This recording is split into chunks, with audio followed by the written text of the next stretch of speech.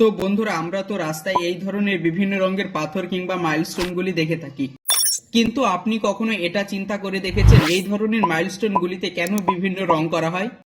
ভারতের সড়ক নেটওয়ার্ক 56 লক্ষ কিমি দীর্ঘ এবং এই মাইল ফলকগুলিকে জাতীয় মহাসড়ক, রাজ্য সড়ক এবং গ্রামীণ রাস্তাগুলির মধ্যে পার্থক্য করার জন্য বিভিন্ন রঙে রং করা হয়ে থাকে।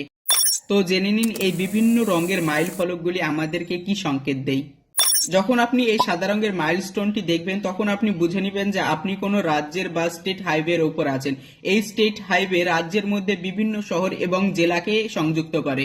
এরপর হচ্ছে সবুজ রঙের মাইলস্টোন, যা গ্রামকে জেলা ও ন্যাশনাল হাইওয়ের সঙ্গে সংযুক্ত করে। এটা সব থেকে বেশি কৃষকদের কাজে লেগে থাকে।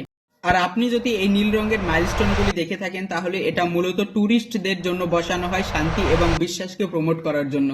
এবং লাল মাইলস্টোন এমার্জেন্সি কিংবা ঝুঁকিপূর্ণ বাঁকে লাগানো হয়, যাতে ড্রাইভার দুর্ঘটনা, ন্যাচারাল ডিজাস্টার কিংবা রোড সংস্করণের কাজ চলছে এটা দূর থেকে দেখেই বুঝতে পারে।